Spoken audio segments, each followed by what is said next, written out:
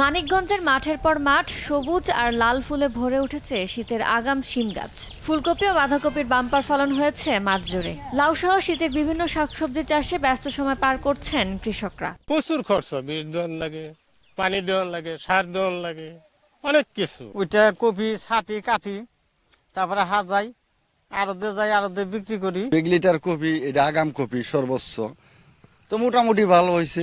হেমন্তে এই আগাম শীতের শাকসবজি চাষে বেশি লাভ হওয়ায় খুশি তারা। আগাম লাগাইছি, হয়তো এখন এর দাম বেশি আছে, বিক্রি করলে আগে বেচলে দাম একটু ভালো পাওয়া যায়। আগুর বোনাটাই বাজার ভালো ভালো নিকে এই হ্যাঁ পয়সা বেশি হয়, কাজেই আমরা এই আগুর বুনি। বাজারটা ভালো পাওয়া যায়, ৩,৮০০, ২৫০০, ২৪০০ এরকম বেতন যায়। 10 বিঘা জায়গা হলে আগাম চাষ করছি ফুলকপি।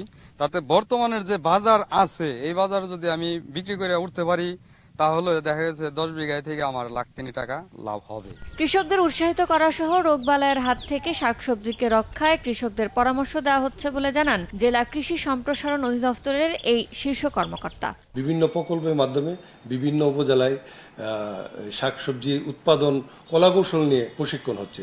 আমরা সেখানে অনেক কৃষকদেরকে এই সমস্ত বিষয়ে প্রশিক্ষণ দিচ্ছি, যাতে করে তারা সুন্দরভাবে উৎপাদন করতে পারে এবং উৎপাদন করে কৃষক যেন লাভবান হতে পারে। জেলা কৃষি সম্প্রসারণ অধিদপ্তরের তথ্য 11,852 হেক্টর জমিতে শীতকালীন শাকসবজির আগাম চাষাবাদ হয়েছে, যা গত বছরের চেয়ে 100 হেক্টর বেশি। সময় সংবাদ, মানিকগঞ্জ।